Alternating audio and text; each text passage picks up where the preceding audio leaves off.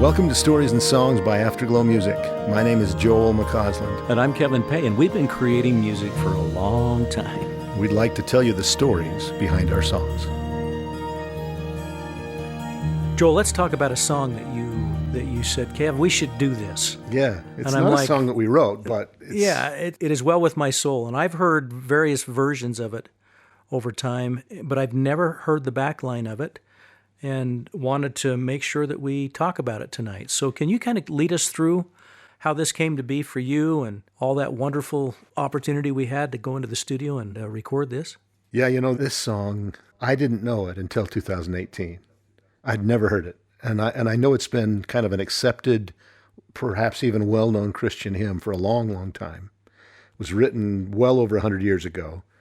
And yet, until the Tabernacle Choir did it, I had never really heard it, and I certainly hadn't heard the story. So if we got a little time here, it might be worth it. I know a lot of people have seen this, but for those who haven't, maybe we can kind of delve into that backstory just a little bit. That'd be great. When trials shall come and the darkness shroud the road, when faith fails and fears overthrow, I'll trust that my God will help bear up my load. It is well with my soul.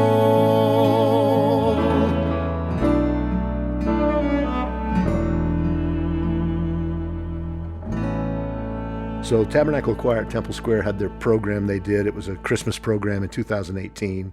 And they brought in an actor, a British actor by the name of Hugh Bonneville. I think people would know him if they saw him. Maybe they don't know his name, but he was the narrator that night. And he told the story of this song. And the way he told it just like hit me between the eyes. So here's the quick summary. There's this guy named Horatio Spafford. We're talking back in the 1800s, 1873. And he's a businessman who had just experienced some downturns and some challenges in his business. And things were getting a little better, so he told his wife, let's sail. We're talking 1870. They couldn't fly anywhere. Let's sail to Paris for Christmas. And so Horatio, his wife Anna, and their 4 daughters, young daughters, were supposed to go together and spend a week maybe in the City of Lights in Paris for Christmas. And really a cool, kind of a cool opportunity. That would be great. But at the last minute, Horatio had some business things that came up. And he said, Anna, go on without me. Take the girls. I'll be there in a few days once I get these things taken care of. So they get on this big ocean liner, which was the way people did that travel at the time. And they headed off across the North Atlantic. And within a few days of leaving out in the middle of the ocean, this ship hit an iceberg. You hear about the Titanic. I'd never heard of this before. But this ship hit an iceberg, and in a matter of just minutes, it sank. And most of the people on the ship died. And tragically, that included all 4 daughters from the Spafford family. And they saved Anna. She was able to be saved that night. And they got everyone to Paris. And she sent him a telegram with 2 words, just said, saved alone. And I thought, wow, that's just heartbreaking, 4 little girls. And when the Tabernacle Choir did this, they kind of acted it out. So you had this woman and her 4 daughters, and there was just a little bit of acting with that, no dialogue, but man, it just tears at your heart, And so she sends this note. Horatio says, I'm coming, jumps on the next ship and gets over to Paris. And they have, of course, this heartbreaking, terrible moment. But he sends a message to a friend of his. And he says, in the midst of this trial, in the midst of this horrible tragedy in my family, I found one thing to be true. And that is that I need to keep my faith. I thought, wow. Sometimes you hear about other people going through hard stuff, and at least I wonder, could I do that? This would turn your life completely upside down and would certainly test your faith. Sure. But he said, that's the one thing I learned is I need to keep my faith. And so that became the inspiration for him sitting down and writing this song. I thought, wow. I learned this as time has gone on. I went back and did a little research on it. I'm not even sure this came up in the broadcast, but he wrote 5 verses, and they're really personal. Some of them are really personal. And then the chorus, which just resonates with me every time I hear it, is well with my soul.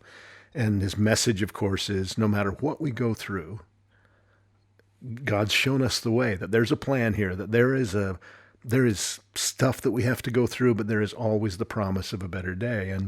And to hear that, and then to hear him express that in the song, it's one of the most beautiful hymns that I've ever heard in my life. And seeing it sort of acted out and then sung by the choir, it just it just wrecked me the first time I saw it. I mean, tears and the whole thing. And I was so grateful that you and I got a chance then to take a pretty simple arrangement of this and put it on this last album, Come and See. It's just a powerful song. I don't know if you've had experience or listened to it yourself, but that was what it was like for me. I think finally I've come to realize how important this song really is. And I've heard a lot of different variations now, even since we've done it. Mm-hmm. And I'm grateful for those that helped us in the studio to do it. But I'm always struck through this whole story and through other compositions that come out of struggle. Handel's Messiah. Mm-hmm. It's oftentimes that some of our greatest works come out of deep, deep, deep struggle. Yeah, tragedy and struggle and heartbreak and all those things, right? Yeah, and so sometimes when we're in cruise control, our mind just shuts down a little bit. But whenever we're thinking towards heaven or looking upward, that opportunity comes for great revelation to come. And this is an example of that specifically. Yeah, I did a little reading on this, and they mentioned it briefly in the broadcast, but so the Spafford family, they lose these 4 kids, and they go on. Somehow they go on. They end up having 3 more children, and one of them dies, a young son, Horatio Jr. So out of their 7 kids, they only have 2 that survive to adulthood. Wow. But as you hear the story of what's happened since then, the Horatio Spafford Foundation, I'm not even sure they call it that anymore, is still working today. They went to Jerusalem after this big tragedy and set up a center for people to come to, kind of a refugee place, and they did so much good. And I thought, he only lived another maybe 7 or 8 years after this thing happened. But his wife and his family since that time, generations now, have felt this. And his wife felt it particularly after she lost the girls. She felt like she got a direct spiritual impression that her life had purpose. She really was questioning that with the loss of her daughters. But she got that direct impression that her life had purpose, that there was a work for her to do.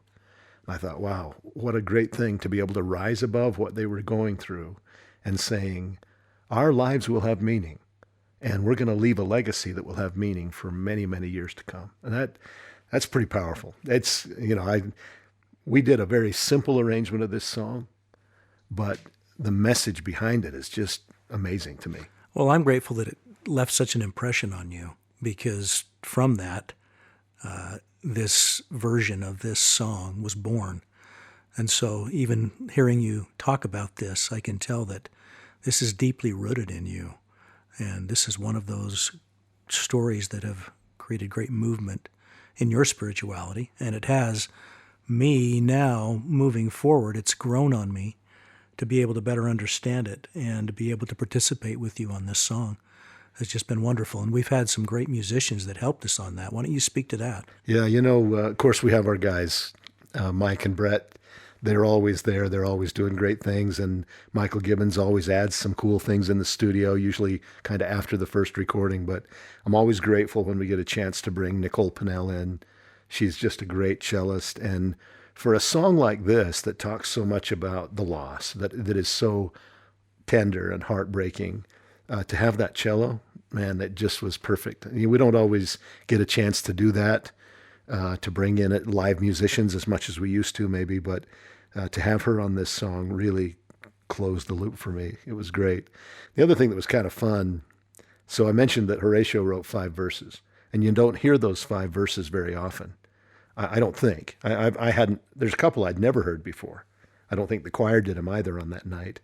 And I'm not sure I should admit this because I'm not sure it's okay, but I wrote a new second verse for this song, and we included it on our version. And I guess I think it's okay. that happens sometimes with hymns, but that second verse says, "When trials shall come and the darkness shroud the road, when faith fails and fears overthrow, I'll trust that my God will help bear up my load. It is well with my soul." I love that. I thought it fit for us, and that's another reason, I guess, that it's maybe more personal to me too, is had a chance to really think about and dwell on the message and then contribute a little bit on my own as well.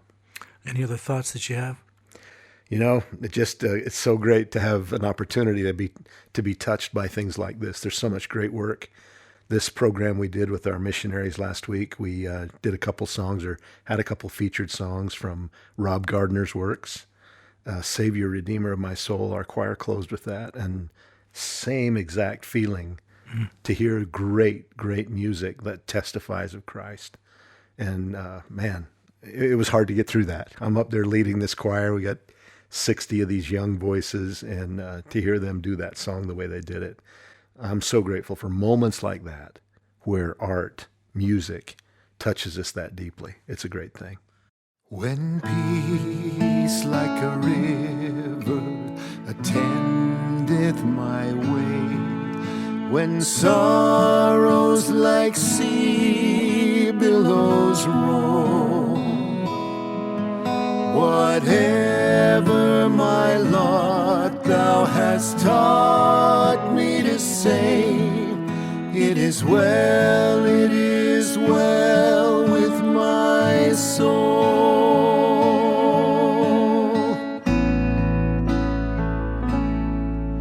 When trials shall come and the darkness shroud the road, when faith fails and fears overthrow, I'll trust that my God will help bear up my load. It is well with my soul. It is well with my soul. With my soul. It is well with my soul.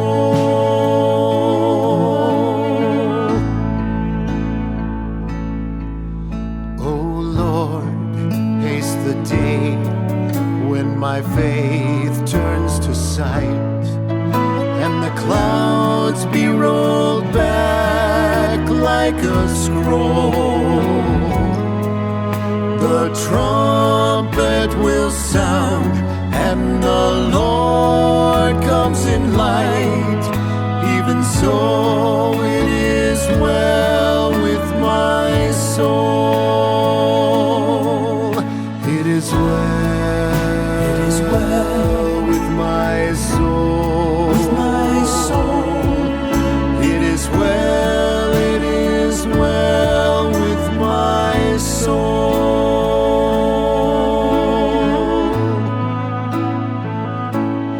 It is well with my soul. It is well